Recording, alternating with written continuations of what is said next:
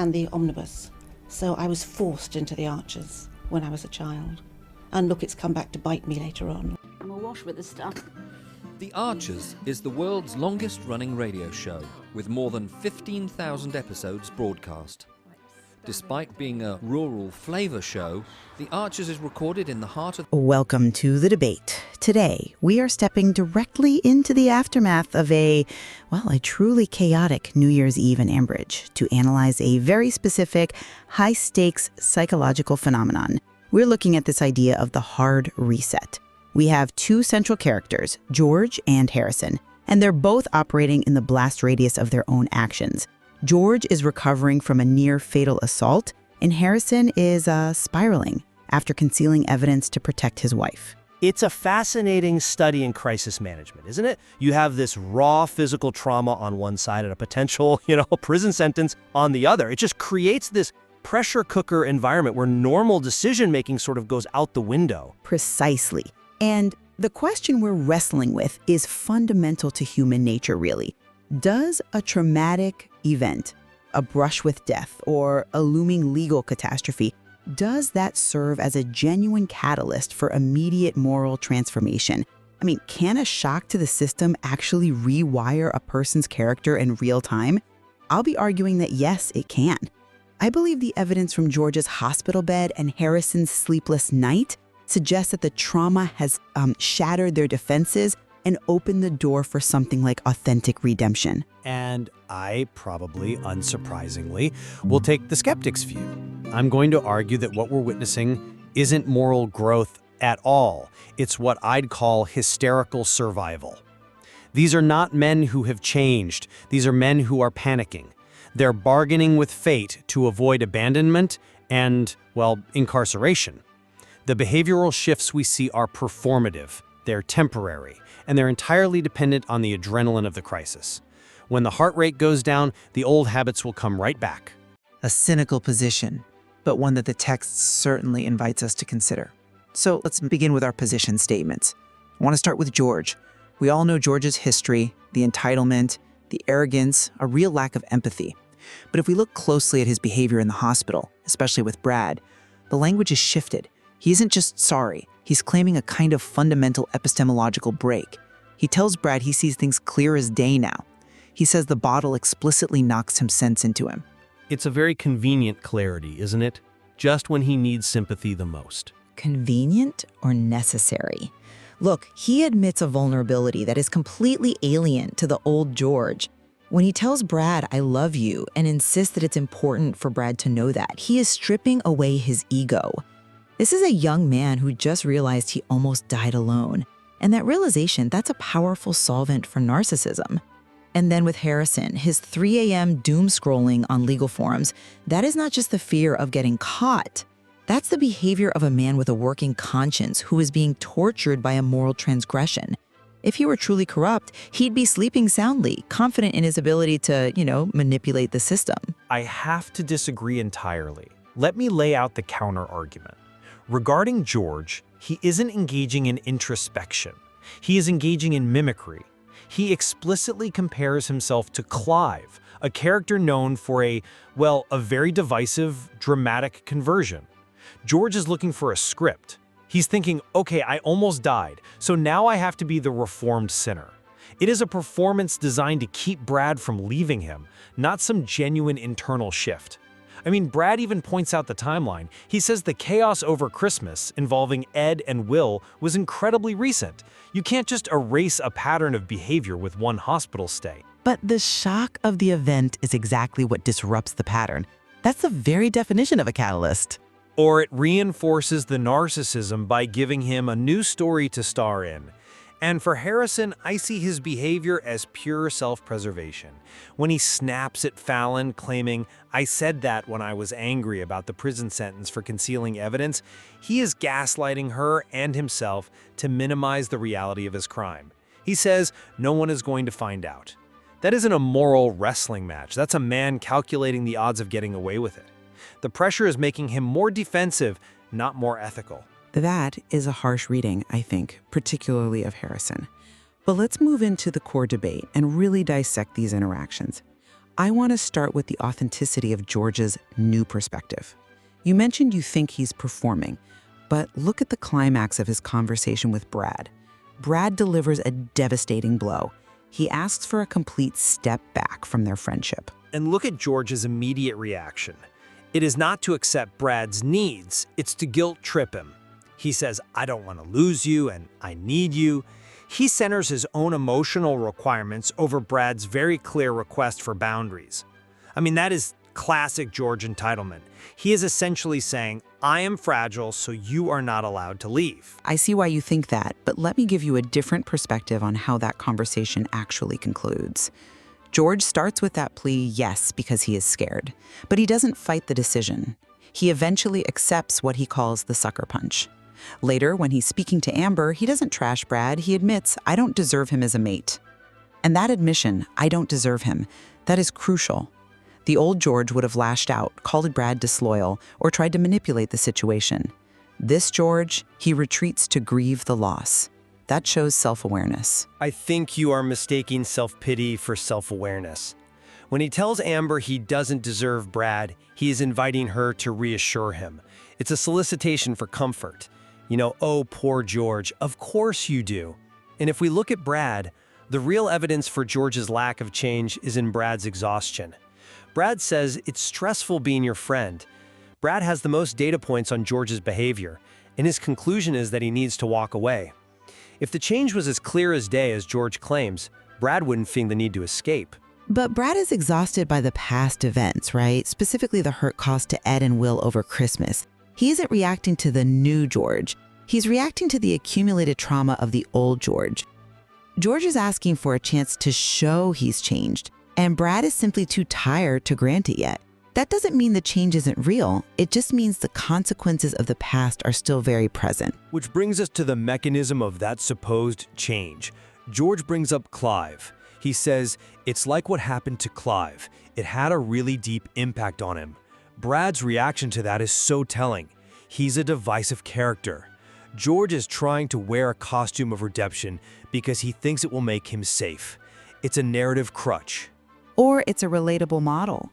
We often look to others to understand our own experiences. Acknowledging that Clive changed gives George a kind of roadmap. It's aspirational. It shows he is looking for a path forward, rather than just waiting for the next disaster to strike. It's derivative. He lacks a core identity, so he borrows one. But let's pivot to Harrison. You framed his secrecy as an act of love, a sort of misguided altruism. I think the text supports that. He tells Fallon he did it because I thought it was you. He compromised his career, his integrity, because in a split second he prioritized his wife over the law. Now, is that professional? Absolutely not. But is it deeply human and indicative of a protective nature? I think so. And his inability to sleep, the fact that he is researching legal outcomes at 3 a.m, shows he understands the gravity of the error. He isn't a corrupt cop, he's a terrified husband. That's a compelling argument, but have you considered how he handles the truth when Fallon actually challenges him? Fallon is the voice of reason here. She points out that concealing evidence is a prison-worthy offense, something Harrison himself told her previously.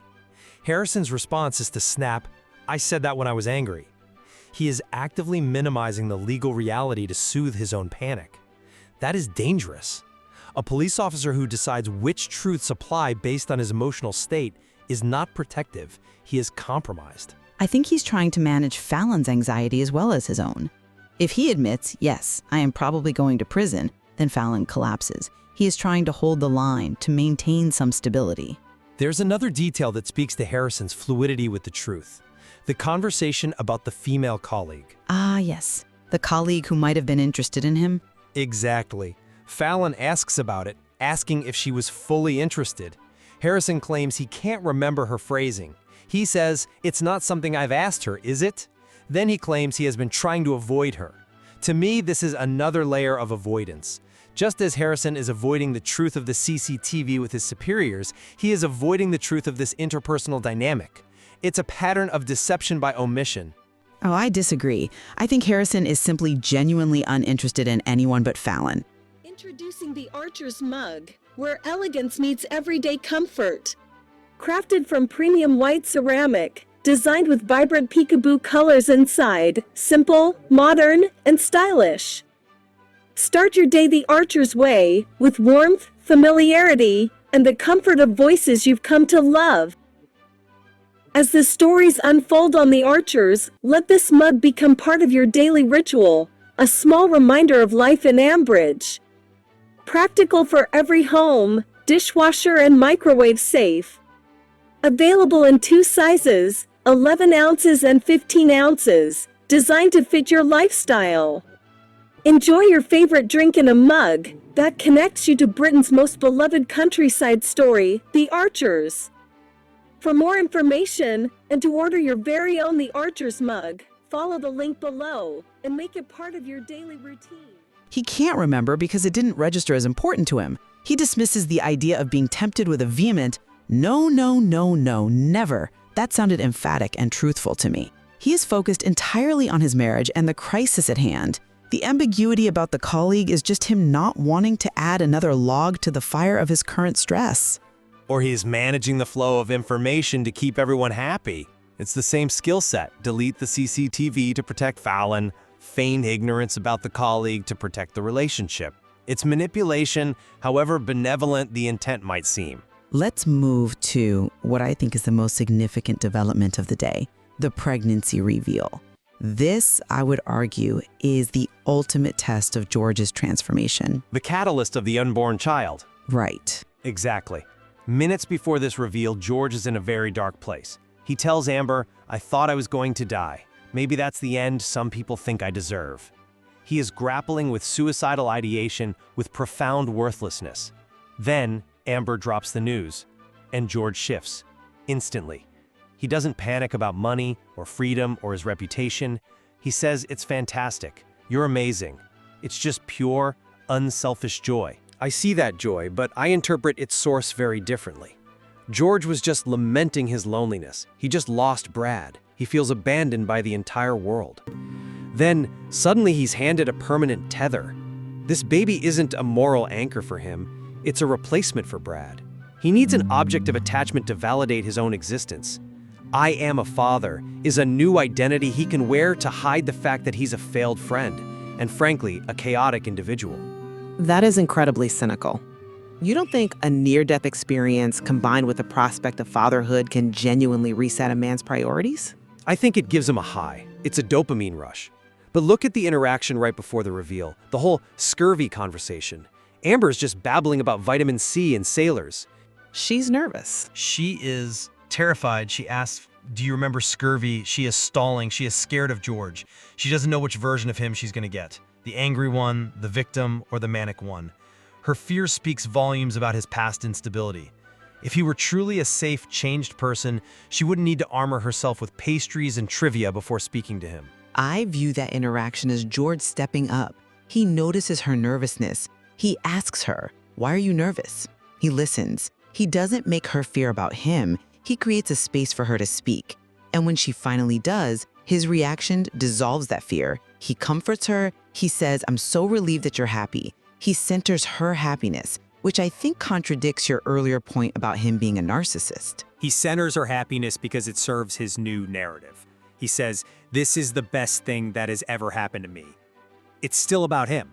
Happened to me. He is the protagonist, and the baby is the plot twist that saves him. I think we have to give credit where it's due. The old George might have viewed a pregnancy as a trap or a burden. This George views it as a blessing. That is a shift. We will see how long that blessing lasts when the baby is crying at 3 in the morning and the adrenaline of the hard reset has completely worn off. Okay, let's discuss the role of boundaries as a measure of this change. We touched on Brad earlier, but I want to go deeper into that bus stop scene. Brad is incredibly firm. He refuses to be drawn back in. Brad is the only person in this scenario behaving with complete rationality. He loves George, he says "I love you too," but he enforces a break from the drama. He recognizes that love isn't enough to fix George. And my argument is that George's reaction to this boundary is the strongest evidence of his change.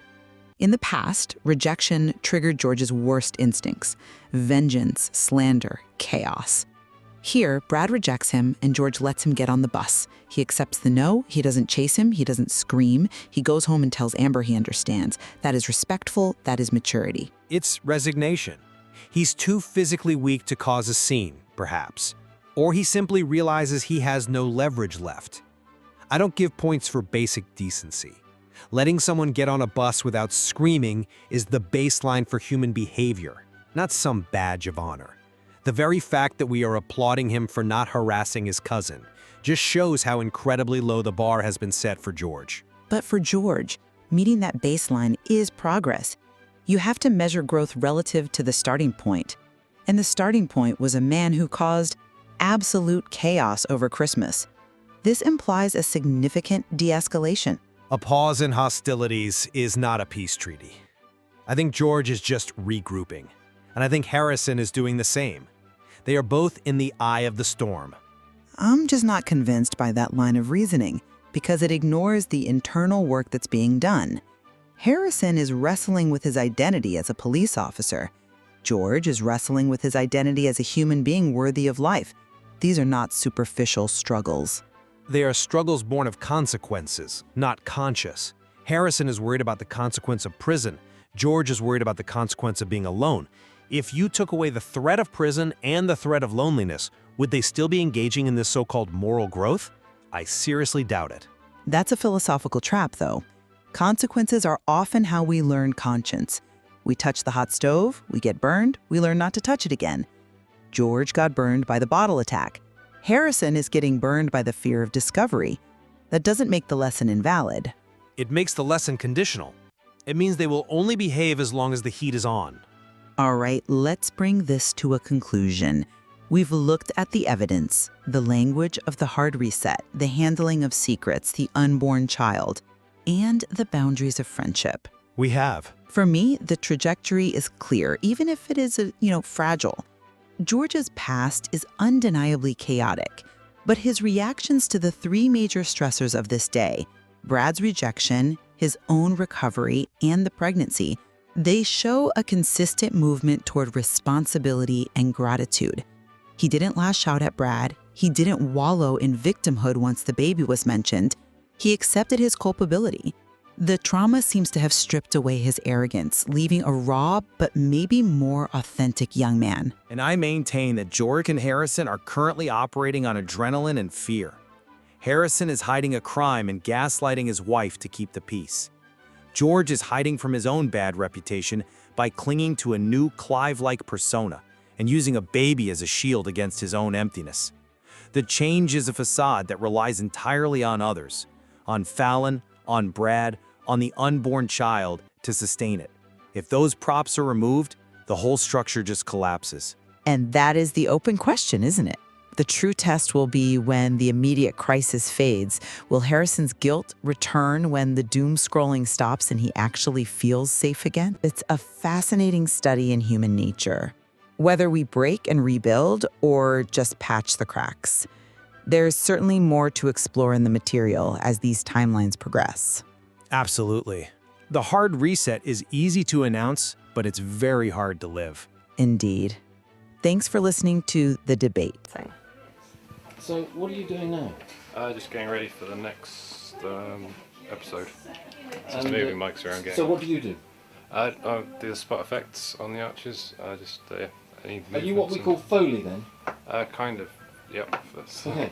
And these are all part of the paraphernalia of production. Yep. That's the bull bar. That's this one. Yep. That's. Haley so wanted to be in their own place when their baby came. It's due in 2 months. Not much chance of that now. No. I mean, it would have been a stretch for them financially, mind, but I just wish there was something practical I could do to help them, Caroline. I think The Archers has had this immense popularity over the years, basically because it has always very accurately reflected the reality of life and living in a rural community at whatever